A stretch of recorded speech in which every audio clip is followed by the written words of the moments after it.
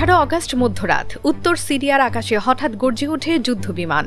লক্ষ্য ইদলিব প্রদেশের আবু আল দুহুর বিমান ঘাঁটি। তুর্কি সীমান্ত থেকে মাত্র কয়েক 10 কিলোমিটার দূরে 8 দফা বিমান হামলায় গুড়িয়ে যায় রানওয়ে, ধ্বংস হয় গুদামঘর। সিরিয়ার রাষ্ট্রীয় গণমাধ্যম সঙ্গে সঙ্গে আঙুল তোলে ইসরায়েলের দিকে, আর ঘণ্টাখানেকের মধ্যেই তেল আবিব নিজেই স্বীকার করে নেয়, হ্যাঁ, এই হামলা তাদেরই। কারণ হিসেবে ইসরায়েলি প্রধানমন্ত্রীর কার্যালয় যা বলে সেটাই আসল ঘটনা। তাদের ভাষায় দামেস্ক একটা অলিখিত সমঝোতা ভাঙতে যাচ্ছিল আবু আল দুহুর ঘাঁটিতে তুর্কি সেনা মোতায়েনের অনুমতি দিয়ে, আর সেটা ঠেকাতেই এই হামলা। তুরস্ক পাল্টা বলছে এটা নিছক আগ্রাসন, বেপরোয়া উস্কানি। সিরিয়ার নতুন সরকারও অস্বীকার করেছে যে সেখানে কোনো তুর্কি সেনা মোতায়েনের পরিকল্পনা ছিল।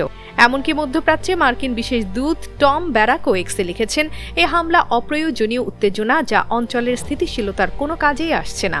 কাতার, মিশর, সৌদি আরব একে একে সবাই এই হামলার নিন্দা জানায়। কিন্তু এটাই প্রথম না, এর আগেও ইসরায়েল একই কৌশলে গুড়িয়ে দিয়েছে সিরিয়ার T4 বিমান ঘাঁটির রানওয়ে। উদ্দেশ্য একটাই, তুরস্ককে সিরিয়ায় পা রাখতে না দেয়া। বাশার আল আসাদের পতনের পর থেকেই সিরিয়া হয়ে উঠেছে এক বিশাল দাবার ছক, যেখানে আঙ্কারা আর তেল আবিব দুজনেই নিজেদের প্রভাব বিস্তারে মরিয়া। তুরস্ক চায় দক্ষিণ সীমান্ত সুরক্ষিত রাখতে, কুর্দি বিচ্ছিন্নতাবাদীদের রুখতে। ইসরায়েলের ভয় অন্য জায়গায়, এই বিশৃঙ্খলার সুযোগে ইরান বা হিজবুল্লাহ যেন নতুন করে ঘাঁটি গড়তে না পারে সিরিয়ায়। এই উত্তেজনার মধ্যেই আসে সবচেয়ে বড় চমক। 21 অগস্ট তুরস্কের বিচার মন্ত্রণালয় ইন্টারপোলের কাছে আনুষ্ঠানিকভাবে আবেদন করে বেনিয়ামিন নেতানিয়াহুর বিরুদ্ধে বিশ্বব্যাপী রেড নোটিশ জারি করতে হবে। ঘটনার শুরুটা অবশ্য আরও আগে। 14 জুলাই ইস্তানবুলের একটি আদালত নেতানিয়াহু আর ইসরায়েলি কর্মকর্তা আফেক মস্কোভিচের বিরুদ্ধে গণহত্যার অভিযোগে গ্রেফতারি পরোয়ানা জারি করে। অভিযোগের কেন্দ্রে মে মাসে ঘটা এক ঘটনা। গাজাগামী ত্রাণবহর গ্লোবাল সুমুদ ফ্লোটিলা আন্তর্জাতিক জলসীমায় আটকে দেয় ইসরায়েলি নৌবাহিনী। আটক হন শতাধিক কর্মী। মোট 35 জনের বিরুদ্ধে অভিযোগ আনা হয়েছে। গণহত্যা, মানবতা বিরোধী অপরাধ, নির্যাতন, অবৈধ আটক, এমনকি জাহাজ ছিনতাইয়ের মতো ভারী সব ধারায়। আর এবার সেই পরোয়ানারই আন্তর্জাতিক সংস্করণ চাইল আঙ্কারা। নেতানিয়াহুর অফিস জবাব দিতে সময় নেয়নি। বিবৃতিতে বলা হয়, এরদোয়ান একজন ইহুদি বিদ্বেষী স্বৈরশাসক যে কুর্দিদের গণহত্যা চালিয়েছে, হামাসকে আশ্রয় দিয়েছে, সাইপ্রাসের অর্ধেক দখল করে রেখেছে, আর নিজের বিরোধী সাংবাদিক, রাজনীতিবিদদের রেকর্ড সংখ্যায় জেলে পুড়েছে। বলা হয়, এরদোয়ানের এই করুণ চেষ্টা মধ্যপ্রাচ্যের একমাত্র সত্যিকারের গণতন্ত্র ইসরায়েলের সেনা নেতৃত্বকে ভয় দেখাতে পারবে না।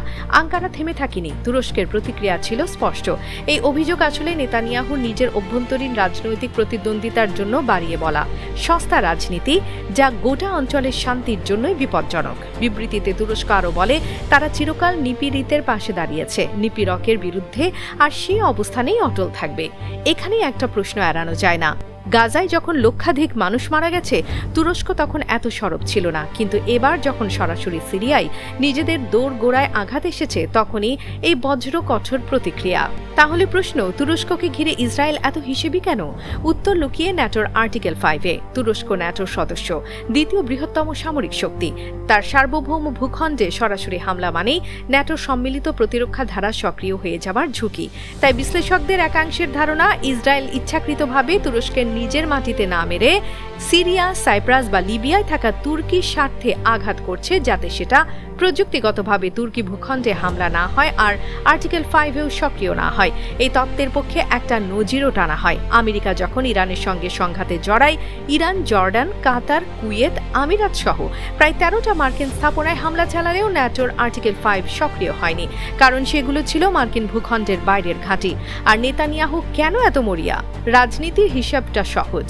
অক্টোবরে নির্বাচন, ইরান অধ্যায় পুরনো হয়ে গেছে, দরকার নতুন এক জাতীয় নিরাপত্তা আতঙ্ক, নতুন এক শত্রু বয়ান। তুরস্ক এখন ঠিক সেই জায়গাতেই বসছে।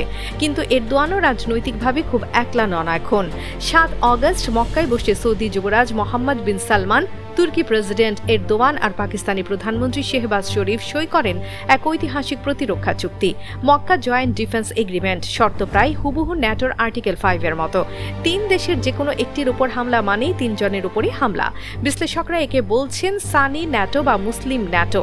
আর যেহেতু পাকিস্তান পারমাণবিক শক্তিধর রাষ্ট্র, তাই এই চুক্তি প্রকাশ্যে পারমাণবিক ছাতার কথা না বললেও যে কোনো সম্ভাব্য আগ্রাসনকারীকে এখন হিসেব কষতে হচ্ছে নতুন করে। হুতি বাহিনী, সৌদি আরবের একটি সামরিক স্থাপনায় সাম্প্রতিক হামলা এতটাই নিখুঁত আর পরিকল্পিত যে বিশ্লেষকরা এর সঙ্গে তুলনা করছেন রাশিয়ার অত্যাধুনিক হামলার কৌশলের। তাহলে সামগ্রিক ছবিটা একদিকে আমেরিকা বনাম ইরান, অন্যদিকে ইসরায়েল বনাম তুরস্ক, আর তৃতীয় ফ্রন্টে হুতি বনাম নবগঠিত মক্কা জোট।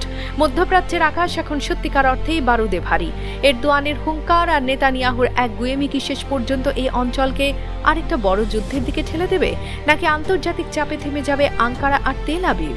আপনার কি মনে হয় এই লড়াই শেষ পর্যন্ত পাল্লা ভারী হবে কার দিকে? মতামত জানান কমেন্টে। আন্তর্জাতিক ডেস্ক, বাংলা ভিউজ।